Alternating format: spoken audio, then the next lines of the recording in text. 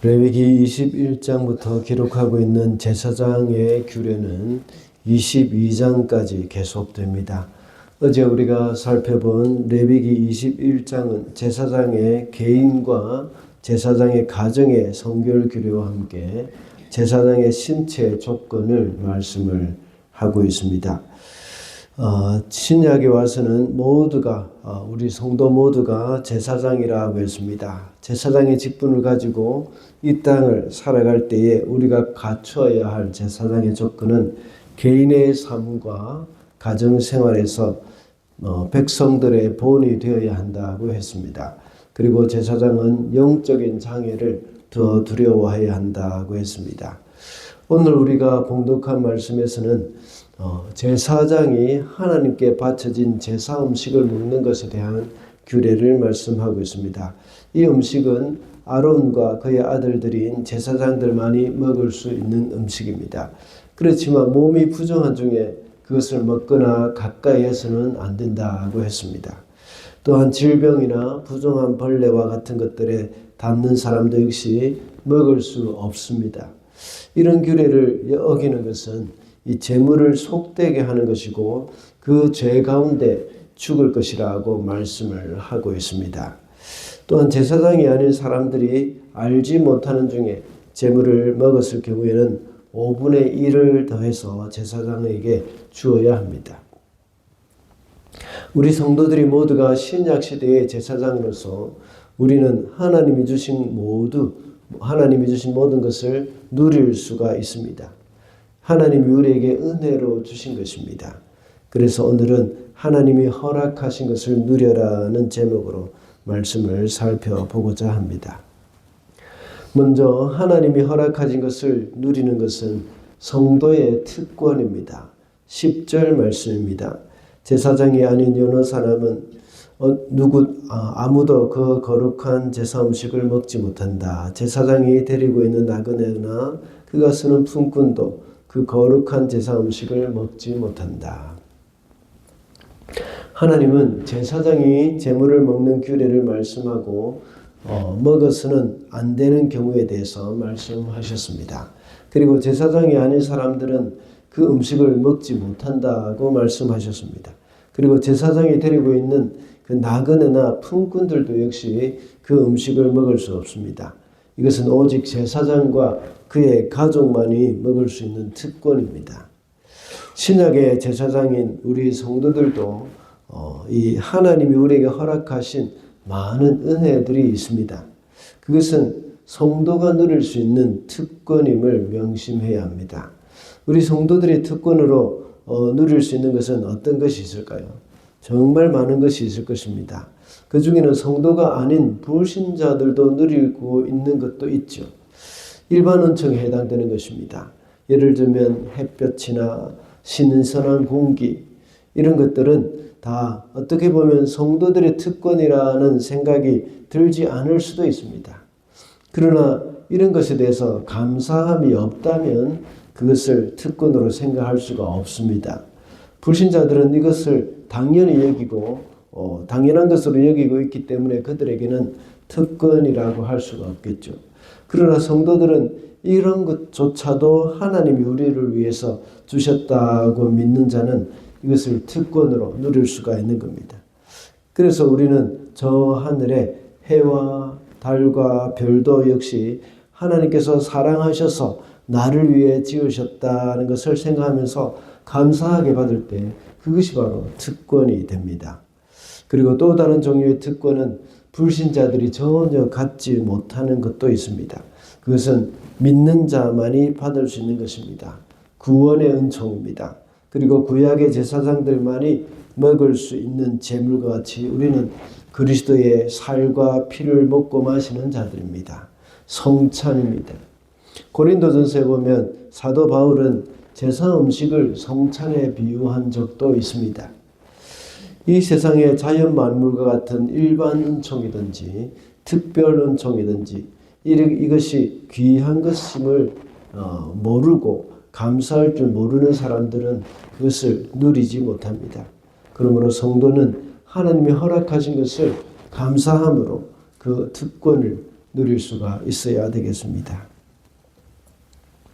다음으로 하나님이 허락하신 것을 하나님의 영광을 위해서 사용해야 합니다. 2절 말씀입니다. 너는 아론과 그의 아들들에게 일러 이스라엘 자손이 나에게 바친 거룩한 제사 음식을 함부로 다루지 못하게 하여라. 제사 음식을 함부로 다루는 것은 곧 나의 거룩한 이름을 욕되게 하는 것이다. 나는 주다. 하나님이 허락하신 제사 음식을 함부로 다루는 것은 하나님의 거룩한 이름을 욕되게 하는 것이라고 했습니다. 하나님이 우리에게 주신 것들이 너무나도 많이 있다고 했습니다. 이 모든 것을 하나님의 영광을 위해서 사용할 때에 그것을 우리는 온전히 누릴 수가 있습니다.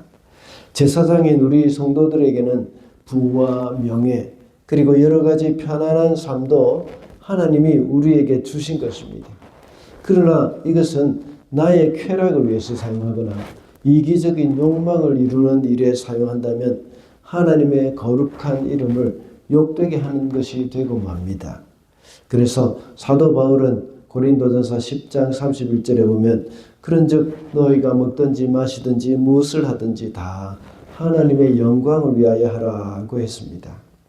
하나님이 우리에게 주신 음식을 먹는 것도 그것을 마시는 것도 하나님의 영광을 위해서 하는 것이 되어야 하고 또 무엇을 하든지 모든 것을 하나님의 영광을 위해서 해야 합니다. 우리가 이 땅에서 누리고 있는 것이나 또 우리가 소유하고 있는 것은 하나님이 우리에게 허락해 주신 것입니다. 이것을 우리가 잘못 사용한다면 그것은 하나님의 이름을 욕되게 하는 것이 되고 맙니다. 그러나 주를 위해서 사용할 때 하나님이 그것은 하나님께 영광이 된다는 것을 알 수가 있습니다. 하나님이 우리에게 누리라고 주신 것이라고 해서 내가 마음대로 다루거나 또 함부로 해서는 안 됩니다. 그것을 귀히 여기고 주님이 기뻐하시는 그 일에 사용해야 합니다. 이 세상의 자연 만물도 하나님이 우리에게 주신 것이지만 인류는 그것을 귀히 여기지 않았고 함부로 다루지 않습니까? 그래서 인간의 탐욕으로 무분별하게 개발을 하다 보니까 이 자연 만물이 훼손된 일들이 참 많습니다. 많이 훼손되어 버렸습니다. 그래서 그 대가가 우리에게 다시 돌아옵니다. 우리는 하나님이 주신 것을 다시 잘 보존하고 올바로 사용을 해야 하겠습니다. 마지막으로 하나님이 허락하신 것을 정결한 마음으로 누려야 합니다. 6절 말씀입니다. 곧 이런 부정한 것에 닿은 사람은 해가 질 때까지 부정하다.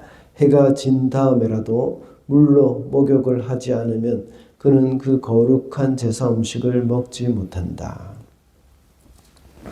오늘 본문 4절부터 9절 말씀은 하나님이 제사장들에게 허락하신 것이라고 하더라도 제사장이 정결하지 못할 경우에는 그것을 먹을 수 없는 것에 대해서 어떤 부분이 정결하지 못한 것에 대해서 말씀을 하고 있습니다.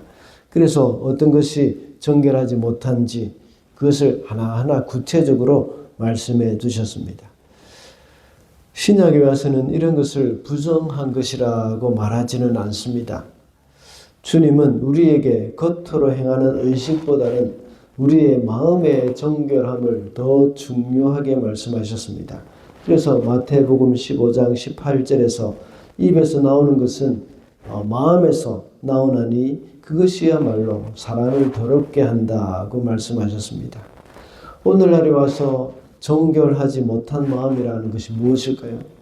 우리의 마음이 부패했다고 말씀하고 있습니다. 죄로 물든 마음이 정결하기 위해서 어떻게 해야겠습니까? 그것은 믿음밖에 없습니다. 우리 안에 여전히 부패한 마음이 있지만 그리스도를 믿는 그 믿음으로 인해서 하나님께 의롭다 하심을 받았습니다. 그래서 사도 바울도 로마서 14장 23절에 보면 의심하고 먹는 자는 정죄되었나니 이는 믿음을 따라 하지 아니하였기 때문이라. 믿음을 따라 하지 아니하는 것은 다 죄니라 라고 말했습니다. 우리가 누리는 것은 모두 믿음으로 그것을 누리는 것이 바로 정결한 마음으로 누리는 것이라고 할 수가 있습니다. 예를 들자면 우리가 가진 것으로 누군가를 돕거나 기부금을 냅니다. 그때에 그것으로 그것을 믿음으로 행하지 않으면 결국 나를 드러내는 것이 되고 말고 또 선하지 못한 동기로 행하는 것밖에 되지 않습니다. 내 욕망을 이루는 도구가 되는 것이죠. 그러므로 우리는 하나님이 주신 것을 정결한 마음으로 누려야 한다는 것을 기억해야겠습니다. 말씀을 맺겠습니다. 오늘은 하나님이 허락하신 것을 누려라는 제목으로 말씀을 살펴봤습니다. 하나님이 허락해 주신 것을 누리는 것은 성도의 특권이고 그것을 하나님의 영광을 위해서 사용해야 한다고 했습니다. 그리고 하나님 주신 것을 정결한 마음으로 누려야 한다고 했습니다. 오늘 하루도 역시 하나님이 우리에게 허락하신 한 날입니다. 그것을 잘 누릴 수 있는 저와 여러분이 되시기를 바랍니다.